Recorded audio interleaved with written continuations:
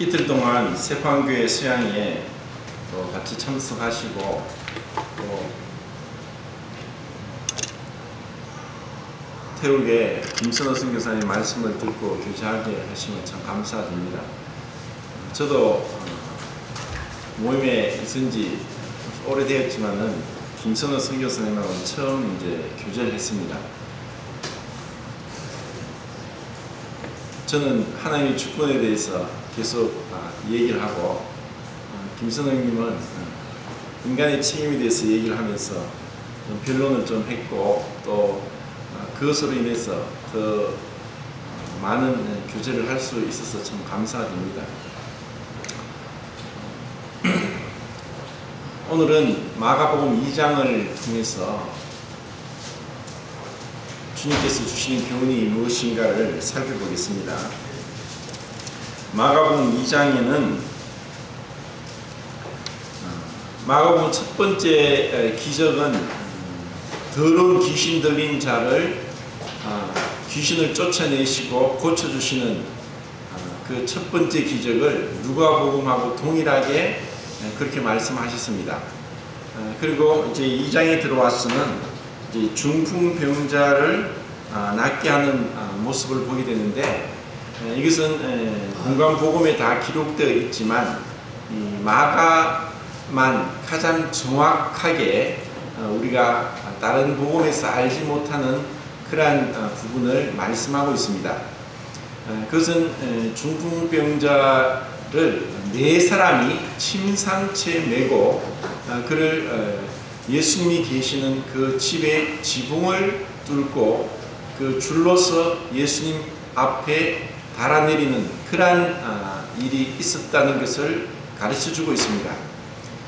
유대인들의 그 집은 1층 바깥에서 옥상으로 올라가는 계단이 있었고, 그리고 옥상은 평평하게 그 들보가 이제 나무 들보가 한 1m 간격으로 그 천정에 있고, 그 사이를 흙이나 지프로 또 그 위에 기와를 얹어서 마치 우리나라 기와집과 같이 그렇게 집을 지었습니다.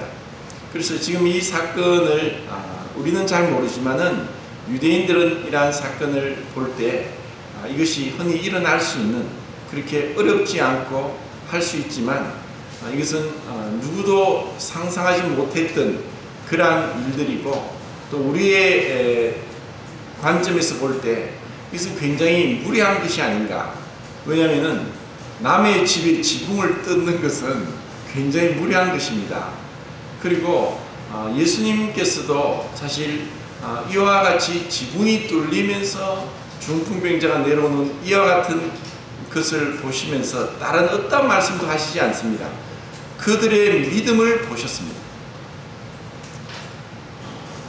참 어떤 사건이 일어날 때 우리가 그 사건에 대한 판단과 기준이 어디에 있는가는 참 중요하다는 생각을 합니다. 그런데 대부분의 사람들은 자신과의 기준에서 자신이 좋으면 좋고 또 자기가 싫으면 싫은 거예요. 모든 것이 자기 중심적인 사고에 얽매인 사람들은 사실 이 사회생활 하는데도 많은 어려움이 있고, 또 다른 사람들과 함께 공동생활 할 때도 가장 큰 걸림은 자기 중심적인 판단과 사고입니다. 주님께서 우리를 구원하시고 또 우리에게 하늘의 소망을 갖게 하신 것은 단순히 우리가 지옥 가지 않고 천국 가기 위한 것만이 아니라는 것은 분명합니다. 지금 이 땅에서 구원받은 이후에 우리의 삶이 어떠해야 되는가도 또 너무나 중요합니다. 그래서 오늘은 2장을 통해서 우리의 삶의 그 가장 중요한 부분이 무엇인가, 구원받은 우리의 삶의 모습이 어떠해야 되는가를 2장을 통해서 말씀을 드리겠습니다. 예수님께서 많은 기적을 행하시고 또 이제까지 그 누구도 행하지 못했던 그와 같은 기적과 가르침을 행함으로 많은 사람들이 모여들었고, 그리고 어느 집에서 주님이 가르치실 때 그 집에 들어가지도 못할 정도로 수많은 사람들이 모여들었습니다. 그런데 중풍병자를 낫게 하는 이 장면은 마태복음에는 9장에 나옵니다. 그래서 상당히 주님께서 그 사역을 하시고 많은 시간이 지나고 난 이후의 사건인데, 마가복음에서는 굉장히 빨리 이 사건을 기술하고 있습니다. 주님께서 이렇게 은혜 가운데 그들의 병을 고쳐주시고 또 은혜로운 하늘의 말씀을 전하실 때 사람들이 모여들었고, 또 이것을 인해서 한 중풍병자와 그리고 그들의 가족인지 친구인지 4명, 그래서 중풍병자와 이 4명의 친구와 가족들은 예수님께서는 어떻게든 이와 같은 중풍병을 고칠 수 있을 것이라고 하는 그러한 믿음을 가지고 나왔습니다. 그런데 그들이 들어갈 수가 없었습니다. 그리고 사실 사람들이 그 가운데 예수님의 말씀을 듣는 사람들 중에서 이러한 중풍병자가 꼼짝을 못하고 누워있는 자보다 더 심한 병에 걸린 사람들도 있었겠지만, 제가 볼 때 이렇게까지 심한 환자는 없었지 않나 이런 생각을 합니다. 그리고 사람들은 그와 같이 꼼짝 못하고 있는 중풍병자에 대해서 무관심합니다. 우선은 내가 원하는 것을, 그 예수님을 보고 싶고 그 말씀을 듣고 싶고 또 어떠한 병이 있든지 낫고 싶고 하는 마음이 있습니다. 그래서 처음에는 그 사이로 들어가서 이 환자가 굉장히 위독합니다. 꼼짝을 할 수 없습니다. 그리고 정말 예수님께 가서 병을 고침받고자 합니다 하고 말을 했을 거라는 생각을 합니다. 그런데 사람들은 비켜주지 않습니다.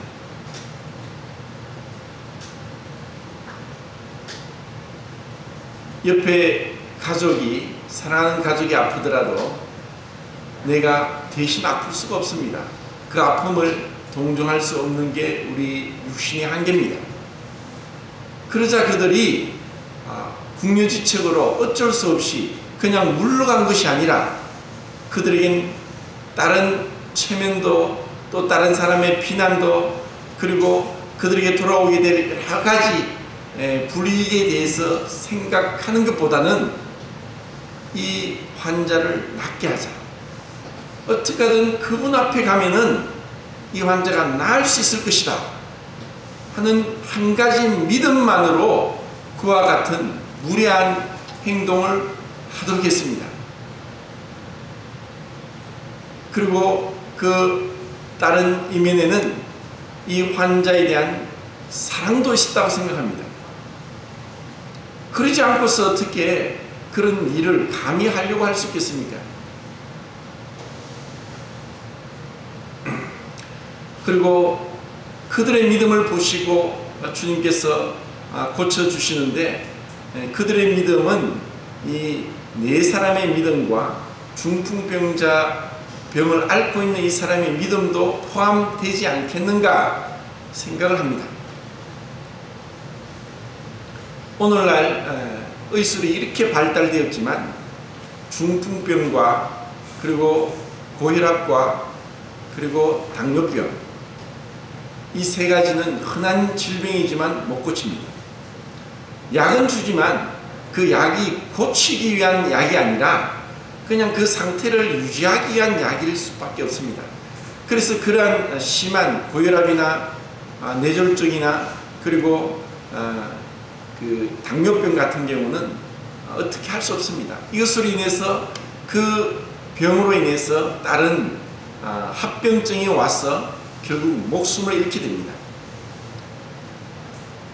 흔히 뇌졸중에 걸린 사람이라도 빨리 일찍 가면은 나을 수 있다는 것은 뇌졸중인 2가지가 있습니다. 뇌졸중풍이라고 해서 제가 몇 번이나 말씀드렸습니다. 뇌가 졸지에 갑자기 가운데 중자 뜻이지만 다른 뜻으로 맞다, 부딪히다는 중자에 다른 뜻이 있습니다. 바람을 맞는다. 뇌가 갑자기 바람을 맞았다. 뇌출혈과 뇌경색 두 가지입니다. 뇌출혈은 사실 어떻게 할 수 없습니다. 오늘 에도 그 뉴스를 보니까 뇌과학에 대해서 얘기를 하는데 우리의 뇌세포가 한 1000억 개 정도가 된답니다. 그리고 뇌의 무게가 1.4kg 정도 되는데 지금 뇌에 대해서 우리가 밝히고 있는 수준은 10%가 되지 않는다고 뇌과학자가 얘기합니다. 그리고 앞으로는 이 뇌에 대해서 더 많은 연구를 하는 것이 선진국으로서 먼저 자리를 차지하는 것이다 하고 해서 우리나라를 비롯해서 많은 나라들이 이 뇌를 연구하고 있습니다. 하지만 아직까지 우리는 너무나 미미한 수준에 머물러 있습니다. 뇌가 경색되어서 막히면은 사실 30분 안에 가면은 유로키나제라고 하는 혈액순환제를 맞으면은 사실 30분에서 한두 시간 안에는 막혔던 그 혈액이 뚫릴 수 있습니다. 이것은 시간을 요합니다. 죄송합니다. 그런데 그 막힌 부분이 어디이고 그리고 그 부위의 범위가 어디에 따라서 유로키나제로도 아무 소용이 없을 수가 있습니다. 그리고 한번 막힌 것은 시간이 지나면 지금의 술로서는 절대로 못 뚫습니다. 지금 이 환자는 꼼짝을 못할 정도로 완전히 사실 그 뇌혈관 부분에 막혔기 때문에 어찌할 수 없습니다. 스스로는 아무것도 할 수 없는 상태가 되었습니다. 그런데 그 지붕을 뚫고 내려온 그 자를 향해서 예수님의 하신 말씀은 정말 놀라운, 이제까지 누구도 하지 못했던 구약의 위대한 선지자 엘리야나 엘리사조차도 할 수 없었던 그런 위대한 말씀을 하십니다. 네 죄 사함을 받았느니라. 주님이 이런 말씀을 하시면서 이제 2장에 보면은 이 유대인들 중에서 바리새인들 또 서기관들이 예수님한테 질문을 합니다. 어찌하여 그런 말을 하느냐? 어찌하여 먹느냐? 어찌하여 금식하지 않느냐? 어찌하여 안식일에 행하지 못할 일을 하느냐? 하고 4번이나 예수님이 하시는 말씀과 행하는 것과 드시는 것과 또 금식하지 않는 것에 대해서 질문합니다. 어찌하여? 예수님께서 네 죄 사함을 받았느니라 하고 말씀하시니까 유대인들은 예수님 말씀을 들어왔다가 신성모독이다. 어떻게 하나님 한 분만이 죄를 용서할 수 있는데 어떻게 감히 사람으로서 네 죄를 용서받았다고 하느냐 하고 속으로 마음으로 생각만 했습니다. 그런데 예수님은 그들의 속으로 마음으로 생각만 하고 있는 것을 아셨습니다. 그리고 예수님은 질문하십니다. 네 죄 사함을 받았느니라는 말과 네 자리를 들고 일어나 걸어가라는 말 중에서 어느 것이 더 쉽겠느냐? 어느 것이 더 쉽겠습니까? 하고 주님은 그들에게 질문했습니다. 어느 것이 더 쉽겠습니까? 네 죄 사함을 받았느니라는 말씀하고 네 자리를 들고 일어나 걸어가라고 하는 말씀하고 어느 것이 더 쉽겠습니까? 둘 다 불가능합니다. 둘 다 어느 누구도 어떠한 사람도 할 수 없는 말입니다.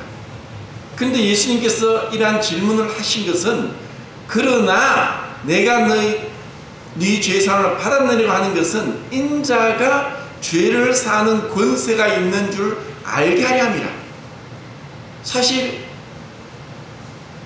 주님께서 이런 질문을 하시면서 죄사함의 권세와 그 중풍병을 낫게 하는 권세를 볼 때 둘 다 불가능하고 어렵지만은 그들의 생각에는 사람들의 생각에는 이 죄의 사함을 받았느니라 하는 말이 더 쉬울 수 있습니다. 왜냐? 그것은 드러나지 않습니다. 나타나지 않고 알 수 없습니다. 그래서 만약에 사기꾼이라면은 이와 같이 이 죄의 사함을 받았느니라 할 수 있을 것입니다. 왜냐하면 드러나지 않으니까. 그리고 유대인들은 랍비들은 가르쳤습니다. 모든 죄의 근본 원인은 죄다. 그리고 그들은 말했습니다. 죄가 용서받기 전에는 어떠한 병도 나을 수 없다고 가르쳤습니다. 그리고 예수님은 그들을 아셨습니다. 네 죄의 사함을 받았느니라. 우리의 신앙에 있어서 정말 중요한 것은 예수님이 누구인가를 아는 것입니다. 그리고 그 예수님이 누구인가를 알고, 그리고 그 예수님 앞에 우리 자신이 어떠한 자세가 되는가, 이것이 신앙의 가장 중요한 것입니다. 이번에 그 세포항교회에서 그 태국의 김선호 선교사님 모시고 말씀을 우리가 들었습니다. 간증도 들었습니다. 정말 귀하고 귀한 간증과 말씀을 들었습니다. 23년 전에 태국에 선교사를 가기 전에 호주의 NTM, New Tribals Mission라는 NTM 선교에서 훈련을 받는 그 과정을 들으면서 우리나라의 어떠한 특전사나 UDT나 해병대에서도 받지 못하는 훈련을 그곳에서 받았습니다. 호주에는 독사 중에서 1번부터 5번까지 가장 강한 독을 가진 뱀이 사는 곳이 호주라고 합니다. 독사와 독거미가 울거리는 밀림에서 톱과 도끼로만 못을 사용하지 않고 집을 짓고, 그리고 빠른 물살을 죽음을 무릅쓰고 건너고, 그리고 그 여자들은 닭을 잡아서 껍질을 벗겨 먹고 캥거루를 잡아서 먹는 그런 일도 하면서 그들은 이 미전도 종족에게 복음을 전하기 위한 훈련을 했습니다. 음성학을 배우고 또 글자가 없는 곳에 문자를 만들 수 있도록 하고 많은 훈련을 지독한 정말 끔찍한 죽을 수도 있는, 그리고 그런 훈련을 받기 전에 죽어도 괜찮다는 사인을 하고 훈련을 받았던 그러한 얘기를 하면서 지금은 어떻게 집을 짓는지 또 어떻게 불을 피우는지 모르지만 한 가지를 안다고 했습니다. 바로 주님 앞에 자기를 내려놓고 그분의 주권 앞에 굴복하는 것, 이것을 가르치기 위해서 그리고 그 선교에서는 3,000명 이상의 선교사를 내보내면서 아직까지 문자도 없고 한 번도 복음이 들어가지 않은 곳에 그런 특전사와 같은 선교 훈련을 시켰다고 합니다. 계속 주제권에 대해서 말씀을 하셨는데,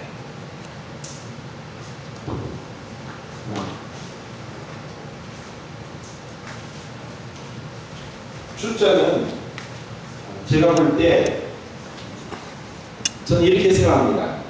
하늘이 있고 땅이 있고 하늘과 땅 사이에 사람이 있습니다. 하늘보다 높이 되신 분이 땅에까지 내려오셨습니다. 그분이 주님이십니다. 인간은 종교를 만들어서 인간이 하나님께 가려고 하지만 어떠한 누구도 인간이 만든 종교는 갈 수 없습니다. 오늘날 기독교도 인간의 유전과 인간의 전통과 인간의 가르침으로 성경을 떠났고 성경을 대로행하지 아니할 때 그것은 인간의 가르침이고 하나님께 갈 수 없습니다. 주님, 주 제자가 이게 무슨 제자는 제상 제자고 또 어떤 제자고 벼슬아치 제자. 그래서 예수님께서 가장 어떤이 되시는 주제권이라고 할 때 권세 권자를 씁니다. 이 권세 권자는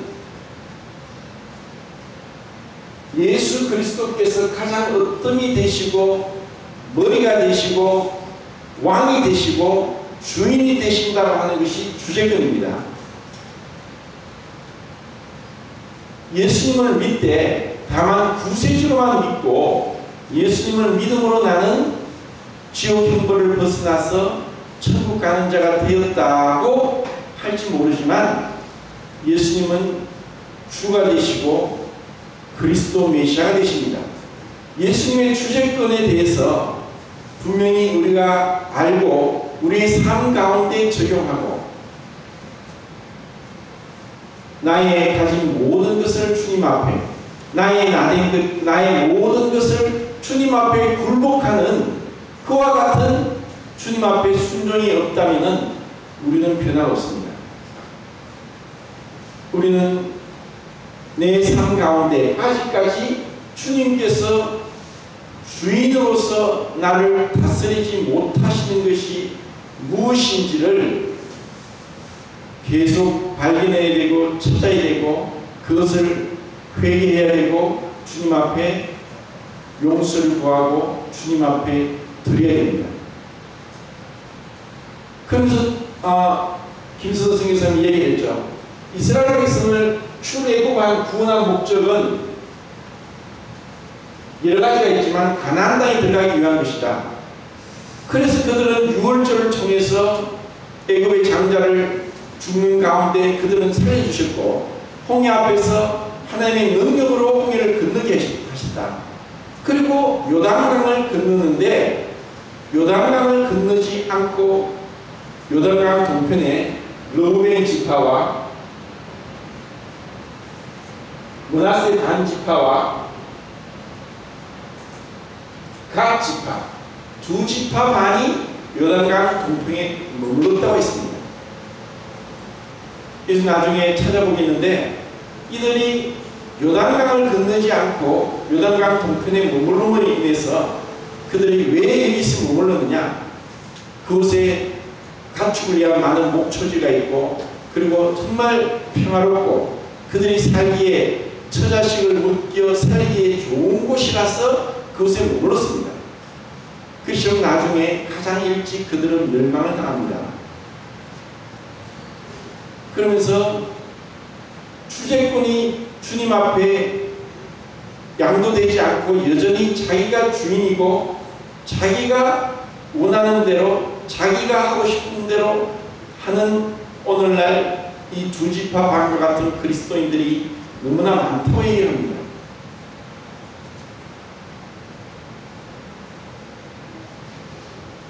저도 생각하기를 아직까지 주님 앞에 철저하게 양도하지 못하고 내가 가지고 있고 내가 원하는 대로 내어놓지 않는 부분이 있는 것을 발견합니다. 우리는 절대로 완전하게 사실 주제권을 주님 앞에 다 양도하기가 육신을 입고는 불가능할 것입니다. 하지만 우리가 아는 대로 믿는 대로 주제권을 주님께 내어드려야 됩니다. 주님은 제가 수요일날 계속 말씀을 드리기를 구원은 우리의 놀라운 변화가 일어났다는 것을 법정적인 의미로 칭의라고 했습니다. 이것은 죄인이 죄만 용서받는 것이 아니라 의인이 되는 것이고 그리고 제사적인 용법으로 화목이라고 했습니다. 그것은 원수된 자를 그냥 원수되지 않는 자 그냥 어떤 원한을 없애는 것만이 아니라 하나님의 자녀가 되게 했다는 것이고 그리고 상업적인 용어로 구속이라는 단어를 써서 죄의 종된 자를 의의 종이고 하나님께 종이 된 자, 이렇게 우리의 구원은 주님의 십자가의 죽으심과 부활로 단번에 영원히 죄만 용서받은 것이 아니라 의롭다함을 받았고 원수된 자가 하나님의 아들로서 부름을 받았고 죄의 종된 자가 의의 종이 되었다는 것입니다. 이것은 하나님께서 이루어놓으신 마치 이스라엘 백성이 홍해를 건너는데 그들은 절대로 홍해를 건널 수 없습니다. 불가능합니다. 이 홍해를 절대로 건널 수 없음 같이 우리도 구원을 받는 것은 우리 힘으로 절대로 불가능합니다. 우리 힘으로 구원을 받으려고 하는 자는 저주를 받습니다. 이 홍해를 건너게 했다면 홍해를 건너게 하고 하나님의 뜻은 요단강을 건너는 겁니다. 요단강을 건너는 것은 자기 부인이고 그리고 자기를 죽이는 것입니다.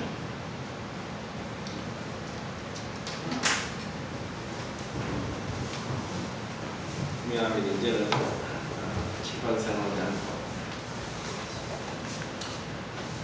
지난주에 우리 기원행님 몇 분하고 사실 그 순영님이 이제 보여주셔서 명량이라는 그 영화를 봤습니다.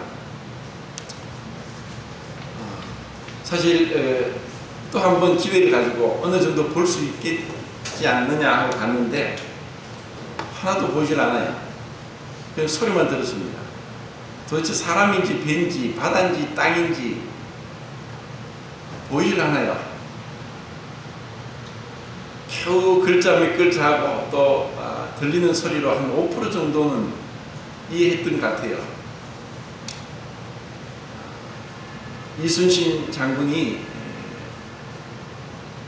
1592년부터 사실 그 6년 동안 왜군을 상대로 혁혁한 공을 세우고 일본이 우리나라를 완전히 장악하지 못하도록 그렇게 훌륭한 승리를 거뒀지만 모함을 받아서 죄수로 잡혀 들어가고 그런 가운데 또다시 정유재란이 일어납니다.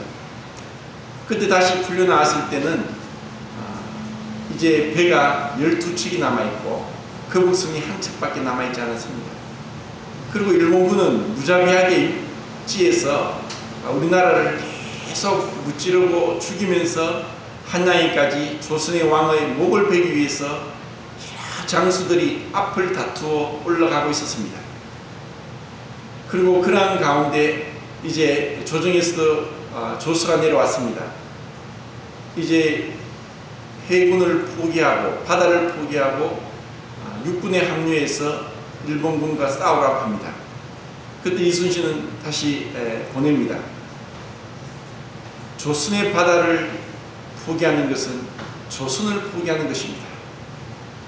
12척으로 제가 왜군을 상대로 싸우겠습니다. 감히 12척이지만 저들이 나를 업신여기지 못할 것입니다 하는 말이 난중일기에 그대로 기록되어 있습니다. 그리고 모든 장수들이 두려운 가운데 우리는 도저히 살 수 없다. 일본군은 기록에 의하면 130척에서 330척 되는 어마어마한 배를 이끌고 지금 쳐들어오고 있는데 12척으로는 감히 도저히 싸울 수 없다고 하는 이제 온 두려움이 퍼졌고 병사 중에 탈영을 하는 사람까지 생기게 되었습니다. 이런 가운데 이순신의 아들을 쫓아도 아버지 이제 모든 것을 정리하고 고향으로 갑시다. 할머니가 돌아가시고 나서 아직 가보지도 못했습니다. 그때 이순신은 얘기를 합니다. 신하의 도리는 충이요 충은 백성을 향한다. 아버지 임금이 아버지를 버렸습니다. 그런 가운데도 이순신은 충에 대해서 그리고 백성을 사랑하는 것에 대해서 그 누구도 막을 수 없었고 모든 장수가 최고의 가장 첫 번째 되는 부하가 차라리 나를 죽여라. 우리는 이 싸움에 싸울 수가 없다. 그랬을 때 모든 병사를 불러놓고 한척 남은 거북선을 불태워버립니다. 그리고 얘기합니다. 살고자 하는 자는 죽을 것이요 죽고자 하는 자는 살 것이다. 필생즉사 필사즉생이라는 마치 예수님께서 나를 위해 자기 목숨을 버린 자는 얻을 것이요 자기 목숨을 사랑한 자는 잃을 것이라고 하는 그 주님의 말씀처럼 그렇게 합니다. 그리고 12척으로 이제까지 역사상 해전에서 가장 위대한 해전의 승리를 거두는 것입니다. 거기서 일본 군사들은 두 가지가 있었습니다. 자기들이 먼저 가서 조선의 왕의 목을 베고자는 야욕에 불탔습니다. 그리고 그들은 정복욕에 불을 타서 오로지 자기를 내세우고 자기를 높이고 자기를 주장하고자 하는 그러한 이기적인 욕심 가운데 함께 연합해서 우리나라를 침범했지만 모든 사람, 모든 장수가 그의 아들조차도 불가능하다고 안 된다고 하고 포기하려고 할 때 이순신은 임금에 대한 충성과 백성에 대한 사랑으로 명랑해전에서 12척으로 330척의 일본군 배를 무찌릅니다.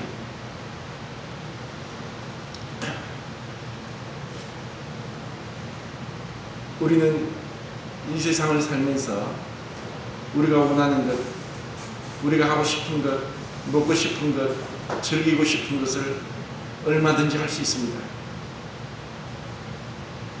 그러나 자기 자신을 위해서 사는 인생보다 더 비참한 인생이 없다는 것을 깨닫지 못하고 살아갑니다.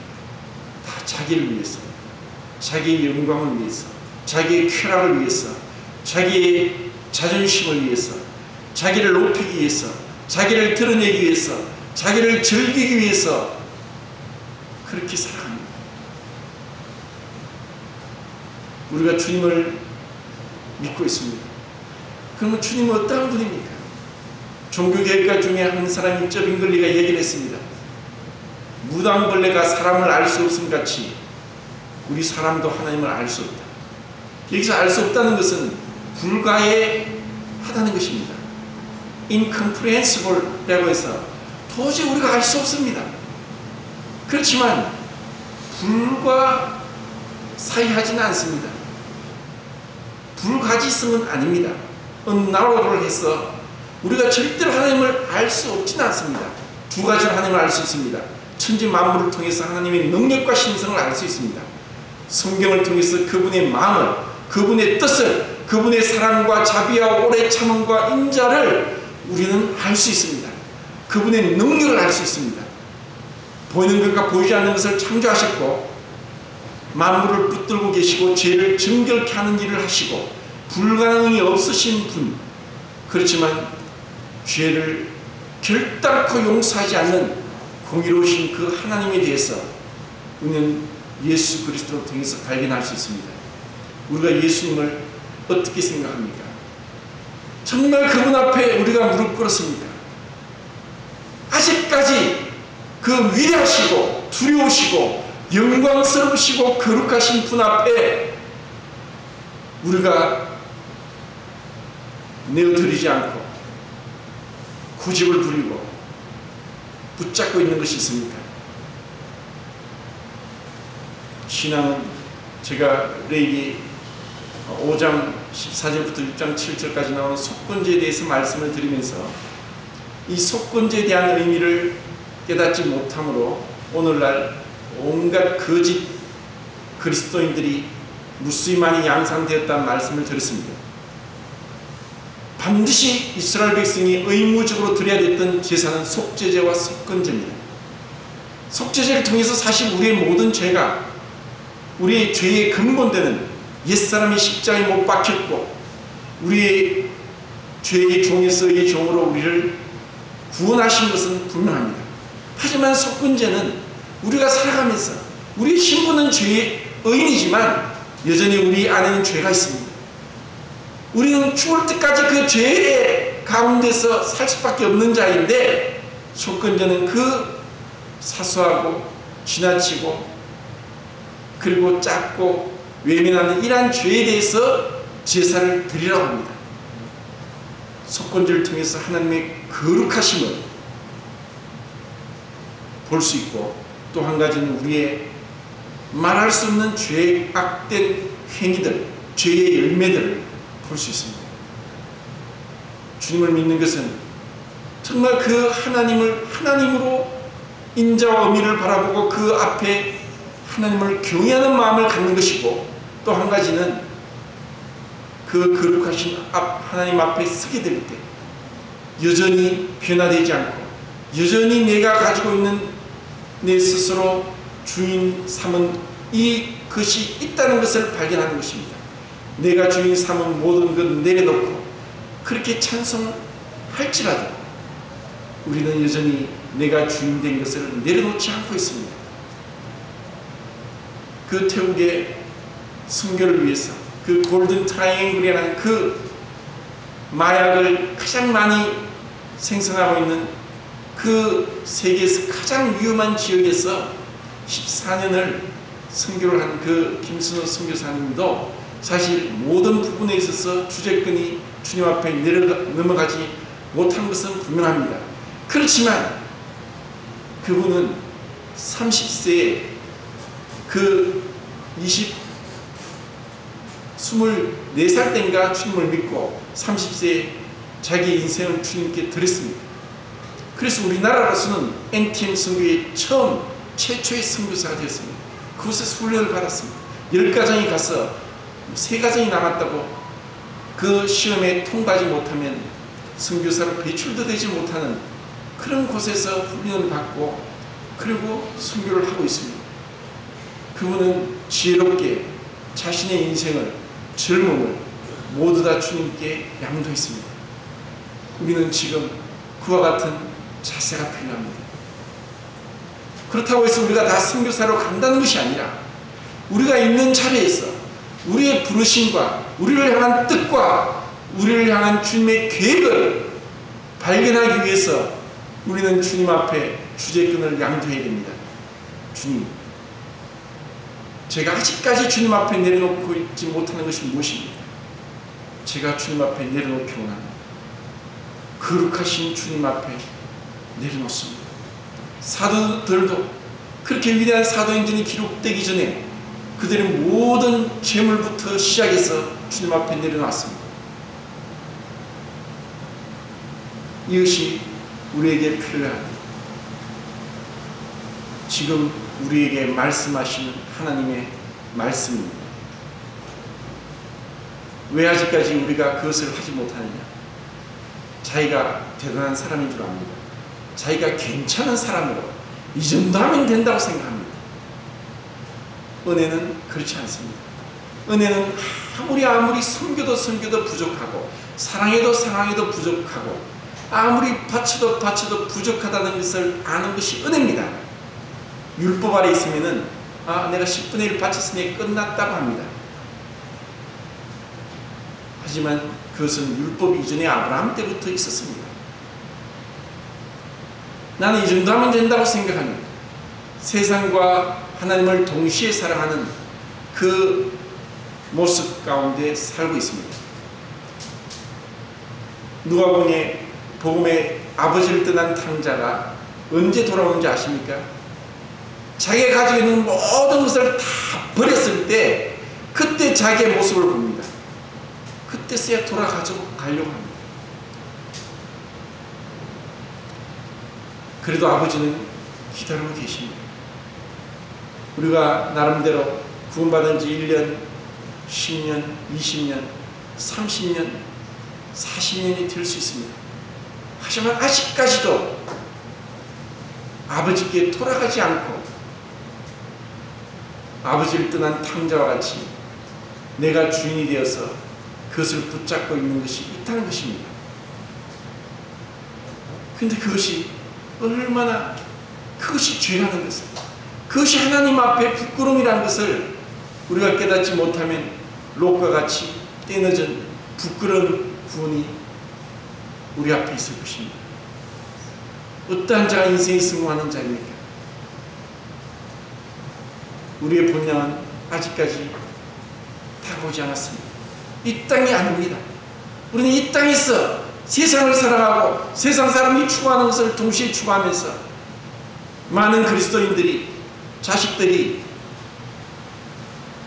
주일날 주님 앞에 나와서 헌신하는 것보다 시험 공부하고 학원에 가는 것을 더 원하면서도 자식들을 위한 잘못된 그러한 교육을 하고 있습니다. 무엇이 중요합니까? 아직까지 우리의 생각이 있어. 주님은 여기서 가르치시더라. 이것이 미완료 시절에 나오고 있습니다. 주님은 계속 우리를 가르치십니다. 우리의 잘못된 생각들, 우리의 잘못된 행동과 습관들을 고치기를 원하십니다. 그런데 우리가 듣지 않습니다. 여전히 주장하고 있고 내가 붙들고 있습니다.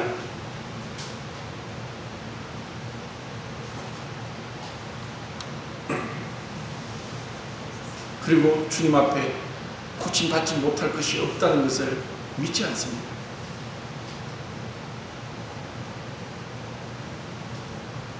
제가 몇 년 전에 두려움이 왔습니다. 사역을 내려놓고 이제는 이 남아있는 시신경을 잘 관리해야지 앞으로 사는 동안에 눈으로 보면서 살 것인데, 그런데 지금 이렇게 하다가 이제 남아있는 시신경이 없어져 버리면 캄캄한 세상 가운데 어떻게 살까 하는 두려움이 왔습니다. 그리고 그전 방법을 다해서 치료를 하기 위해서 정신없이 쫓아다녔습니다. 그리고 이 목회에 대해서 등한히 했고 마음이 떠났습니다. 그러자 주님께서 저를 쳤습니다. 마치 아버지를 떠난 탕자와 같이 아무것도 할 수 없고 숨도 쉴 수 없다는 것을 사방팔방으로 모든 것을 막았을 때, 그때 주님 앞에 저의 남아있는 5% 시신경을 주님께 맡겼습니다. 이제 다시 하나님 말씀을 보겠습니다. 그러면서 남아있는 5%가 다 사라지더라도 후회하지 않겠습니다.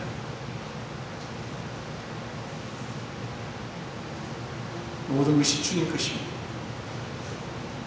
하고 주님 앞에 손을 들었습니다. 그리고 병원 치료를 끊었습니다. 당신 지금 치료받지 않으면 곧바로 맹인이 될 것이라고 경고를 받았습니다. 그래도 주님께 의탁하고 마음이 편안했습니다. 그리고 꼼짝을 못하고 운전도 못하고 하루 종일 일주일 이상을 꼼짝 못하고 집에 있지만 다시 성경을 보고 기도하기 시작했습니다. 그러면서 얼마나 많은 부분에 있어서 주님을 믿는다고 하면서도 내 스스로 주인이 되어서 주님 앞에 양도하지 못하고 살았는가를 보게 되었습니다. 우리가 오래 사는 것이 중요한 것이 아니라 주님 앞에 얼마나 내가 엎드리느냐가 중요한 것입니다. 이 육신을 오래 살면 뭐 할 것입니까? 우리에게 천국이 있는데, 영원한 생명이, 영원히 죽지 않고 영원한 기쁨이 있는 것이 있는데 왜 우리가 헛된 육신을 쫓고 내 자존심을 내세우고 그렇게 살아갑니다. 정말 주님을 만났다면 우리가 온전하지 못하지만 할 수 있는 한 거룩을 추구합니다. 그것은 말씀을 사모하는 것이고 모이기를 힘쓰는 것이고 기도하기를 힘쓰는 것이고 범사에 감사하는 것이고 쉬지 않고 기도하는 것이고 그리고 늘 좋든지 나쁘든지 찬송하는 것입니다. 정말 그 거룩을 추구하게 될 때 우리는 죄로부터, 우리의 연약함으로부터 벗어나게 됩니다. 우리가 얼마나 주님을 사모하고 있습니까? 얼마나 거룩을 쫓아가고 있습니까? 왜 선대의 크리스찬이 되어서 스스로 만족합니까? 지금 우리가 회개해야 될 때이고 우리가 눈물을 흘려야 될 때이고 그 영화롭고 거룩하신 주님 앞에 얼마나 교만하고 얼마나 어마불손하게 우리 스스로 높아져서 입술로만 주님을 믿는다고 하면 맞습니다. 금식에 대해서 주님 말씀합니다. 왜 금식하지 않습니까? 구약성경 스가랴서를 보겠습니다. 스가랴서 7장 7장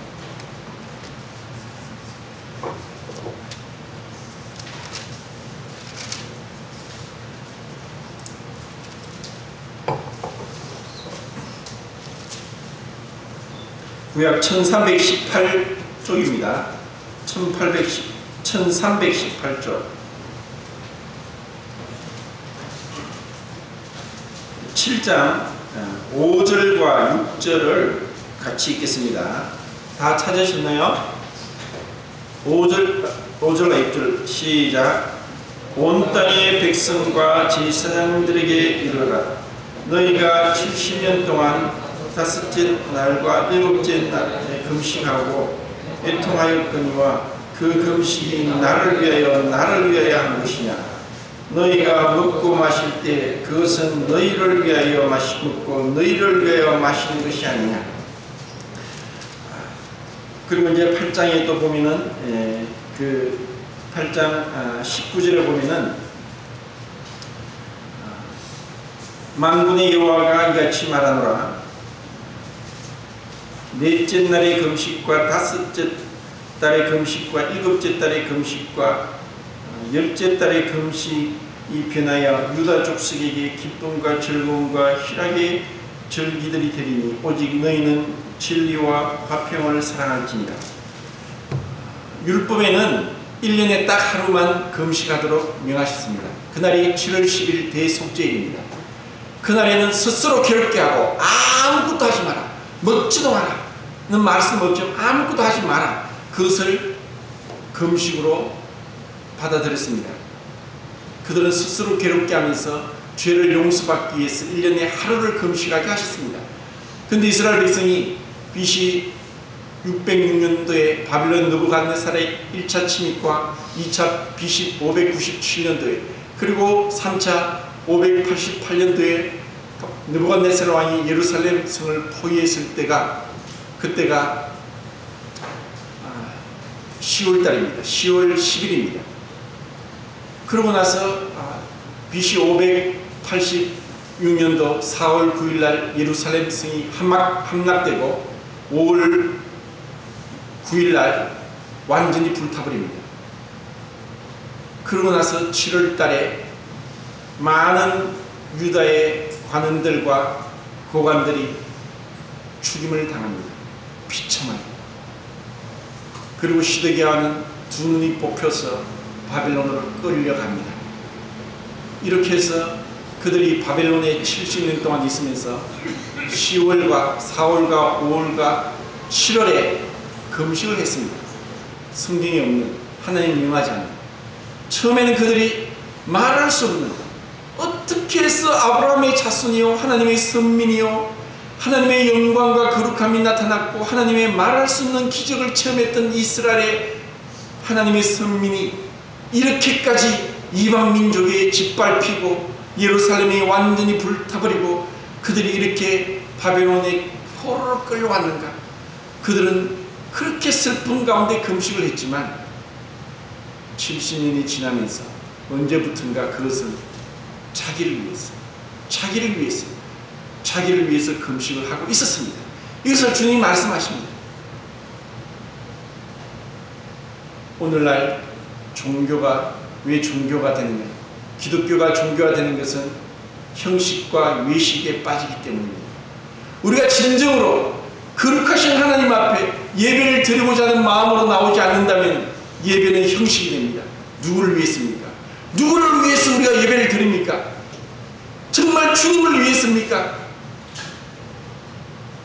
나를 위해서, 나의 체면을 위해서, 나의 유익을 위해서, 나의 쾌락과 나의 마음의 평정과 나의 양심을 위해서 하면서 주님 앞에 예배드린다고 합니다.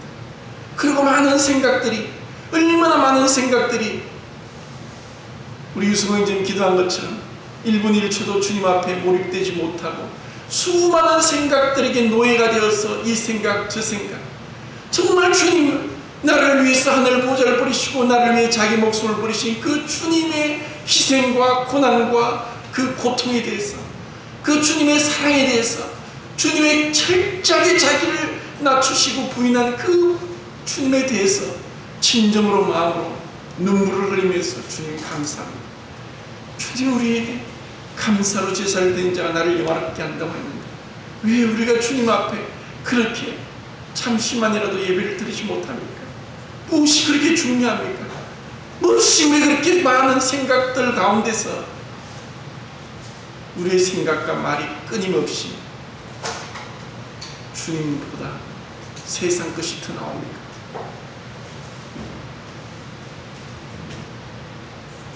누구를 위해서입니까? 아직까지 나를 위해서 사는 자들은 주인들입니다. 그렇지만 이런 은혜를 받았음에도 불구하고 자기를 위해서, 나를 위해서 사는 자들이 주님께서 보시고 계십니다. 그렇지만 이런 스가랴 선지자를 통해서 너희들이 그렇게 자기를 위해서 금식하고 애통했지만 이제 그날을 기쁨의 날이 되게 하겠다, 평강의 날이 되게 하겠다고 또 약속하십니다. 정말 하나님의 은혜를, 하나님의 사랑을 보기로 합니다.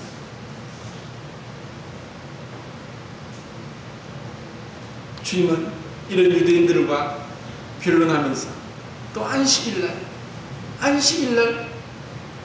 제자들이 하지 못할 일을 하고 금식하지 않고 그리고 안식일날 병을 고친다는 이와 같은 많은 것들이 어찌하여 먹느냐, 어찌하여 금식하지 않느냐, 어찌하여 그런 말을 하느냐, 어찌하여 그렇게 행하느냐는 말 가운데는 그들의 교만과 그들의 권리를 주님 앞에 양도하지 못한 것으로 나오는 말입니다. 그들이 있는 대로 본다면 비록 우리와 동일한 몸을 입고 있고 초라한 모습으로 너무나 보잘것없는 모습으로 오신 그 하나님, 이분이 하나님이라는 것은 죄를 용서하시고 모든 병을 고치시고 그분이 모든 세리와 죄인들의 친구라고 칭함을 받으면서 그들과 함께 식사하시는 그러한 주님을 그들은 발견했을 것입니다. 외모로 보는 것입니다. 아직까지도 사람들이 외모로 봅니다. 겉으로 드러난 것으로 판단을 합니다. 우리가 아직까지 이단으로 점지를 받고 있습니다. 그들과 같지 않다는 이유, 성경에도 없는 것을 내세우면서 우리가 무엇을 바라보고 쫓아갑니까? 정말 주님을 보고 나를 사랑하사 나를 위해 자기 목숨을 버리신 그 하나님의 아들 그리스도를 바라본다면 왜 사람들의 헛된 말과 사람들의 판단과 그런 체면 가운데 우리가 뒤로 물러가고 두려워하고 그리고 소심하게 의기소침할 필요가 무엇이 있습니까? 나의 주님이 아시는데, 만군의 여호와가 나를 받으셨는데, 그분이 나를 사랑하시는데 무엇이 부족합니까?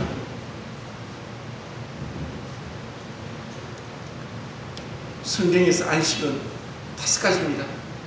첫 번째 안식은 창조의 안식입니다. 하나님께서 6일 동안 천지를 창조하시고 7째 날 쉬십니다. 그리고 그 창조의 안식과 구속의 안식을 출애굽기 16장에서 말씀하십니다. 출애굽기 16장에서 제가 누누이 말씀을 드리지만 20장의 10계명의 4번째 계명이 나오기 전에 안식일을 명하시는데 그 안식을 명하실 때 왜 명하십니까? 6일 동안은 아침마다 만나를 거두러 가지만 마지막 날에는 만나를 거두러 가지 말라. 결국 이 안식일은 10계명 가운데 나오기 이전에 만나 먹을 것으로 인해서 왔습니다. 왜? 어제 김순호 선교사님도 말씀했습니다. 왜 주님 앞에 주직권을 양도하지 못하느냐? 먹고 사는 것 때문에. 먹고 사는 것 때문에. 아무리 좋은 것을 먹어보십시오. 돌았으면 또 배고픕니다. 아무리 좋은 옷을 입어보십시오. 또 다른 옷이 입고 싶습니다. 먹고 사는 것 때문에. 그것 때문에 주님으로 섬기지 못하는 것이 얼마나 부끄러움입니까? 설사 내가 죽을지라도 주님, 제가 예배를 드리겠습니다. 교회의 목적이 무엇입니까? 첫 번째는 예배입니다. 나를 위해서 그 희생당하신 주님을 오실 때까지 기임하는 것입니다. 그 뜻과 잔을 바라보고 나의 교만과 나의 죄와 나의 불순종과 나의 고집과 나의 모든 것들을 끊임없이 내려놓고 회개하고 정결함을 받고 주님 앞에 나오는 것입니다. 주님, 저를 다스리십시오. 저를 충만케 하십시오. 성령으로 충만케 하십시오. 그리고 제 힘으로 아니라 주님의 힘으로 살게 해주십시오. 주님을 위해서, 주님을 기쁘시게 하기 위해서, 주님을 영화롭게 하기 위해서 살게 해주십시오. 이것이 우리의 인생의 목적입니다. 그럴 때 자연적으로 우리는 전도가 되는 것입니다. 왜? 그분의 명령이니까.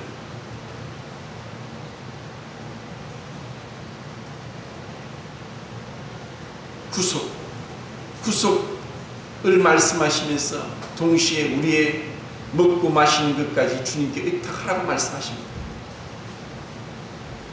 세 번째는 여호수아의 요단강을 걷는 안식입니다.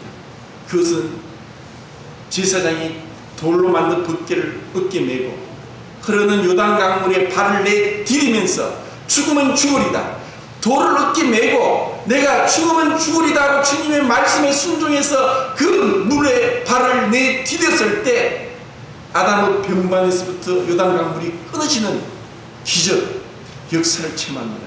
언제 기적을 체험합니까? 하나님 말씀을 순종할 때입니다. 내 생각을 내려놓고 내가 죽으면 죽으리다 하고 나갈 때 그때 그분의 능력이 나타나는 것입니다. 그래야만이 요단강에서의 안식일을 우리가 지킬 수 있습니다. 그리고 주님이 말씀하십니다. 수고하고 무거운 짐진 자들아 다 내게로 오라. 내가 너희를 쉬게 하리라. 나의 멍에를 메고 배우라. 내 멍에는 쉽고 가볍다. 우리가 주님을 믿는다고 하면서 배우지 않습니다. 여전히 나는 변화되지 않은 가운데 학생이 아닙니다. 방관자입니다. 학생은 배우는 자입니다. 배우기 위해서는 엎드려져야 됩니다. 그리고 배우기 위해서는 하나님이 주신 권세와 권위 앞에 배우고자 하는 자세가 되어야 됩니다. 제가 처음 운전을 할 때, 지금은 운전을 아예 못하지만 옆에서 교관이 운전대를 잡고 돌립니다.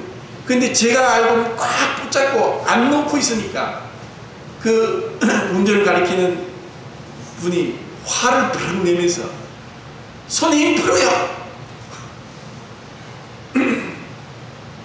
우리는 아직까지 내가 하려고 합니다. 내가 하려고 하니까 계속 어려움이 있죠. 내 인생이 내가 주인입니다. 고달픕니다. 근심이 많습니다. 염려도 많아요. 기쁨이 없어요. 얼굴은 늘 일그러져 있어요. 이것도 해야 되고 저것도 해야 되고 인생 사는 게 이렇게 고달프고 주님께 못 맡기는 거예요.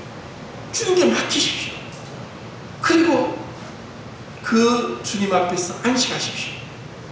쉼이 없습니다. 바쁩니다. 주님이 우리에게 176시간 중에 1시간을 주님께 드리라고 했습니까? 24시간을 드리라고 했습니다. 근데 지금 교회 보십시오. 40분, 50분 예배 드리면 온 데를 돌아다니면서 정신없이 놀러 다닙니다. 그리스도인이라고 하는 사람들. 하루를 주님께 못 드립니다. 얼마나 인색합니까? 그리고 내가 예배를 드려서 예배를 드렸다고 생각합니다. 그리고 삶의 변화가 없습니다. 여전히 걱정과 근심과 염려로 사로잡혀 있습니다. 안식이 없습니다. 평강이 없습니다. 기쁨이 없습니다. 감사가 없습니다. 우리는 영원한 다섯 번째 영원한 안식일을 바라고 갑니다. 그것이 주님 우리에게 허락하신 것입니다. 자, 시간이 좀 지났지만 역대상 5장을 보시고 말씀을 정리하겠습니다.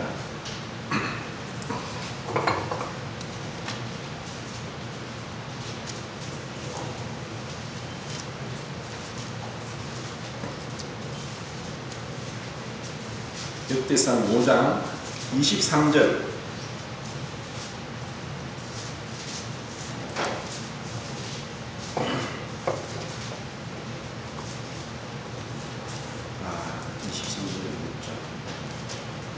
예, 23절부터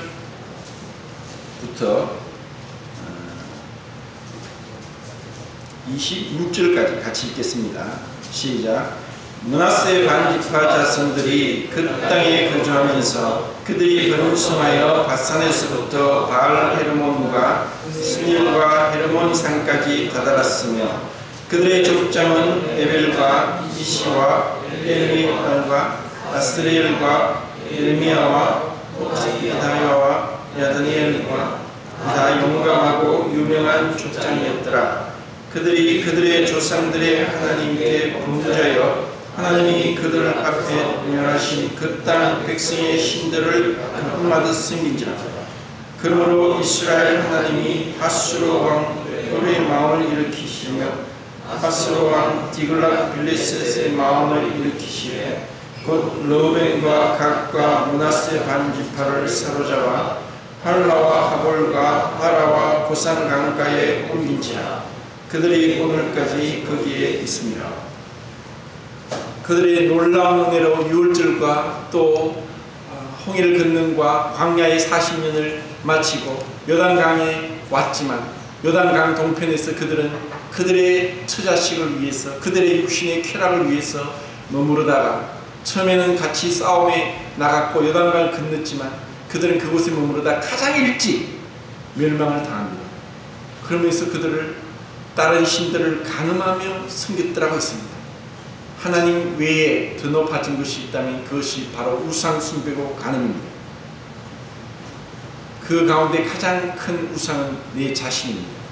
내 자신의 쾌락과 유익과 교만과 내 자신의 유익입니다. 아직까지 그것을 가지고 있다면 겸손하게 주님, 저를 불쌍히 여겨 주십시오. 저를 고쳐주십시오. 제 주인이 되어 주십시오. 저를 사로잡아 주십시오. 저를 충만케 해 주십시오. 그리고 주님 안에서 참된 안식을 누리게 해 주십시오. 그러한 고백을 하길 원합니다. 우리가 변화되길 원합니다. 그날 우리가 있으면서 찬양을 인도했던 그 형제의 머리 모양이 이상했습니다. 그래서 제가 물었습니다. 아니, 저 형제 머리가 왜 저래 얇습니까? 그 형제가 고등학교 때는 그 동네에서 알아주는 논팽이였습니다. 맨날 술 처먹고 막 학교도 가지 않고 가방 집어 던지고 완전히 정말 개지랄을 했답니다. 고등학교 졸업하고 나서 오토바이 타고 배달하면서 오토바이를 쳐박아버리고 술 먹고 온 사람들에게 손가락질 받고 그랬었는데 구원받고 완전히 변화됐답니다. 완전히 변화됐답니다.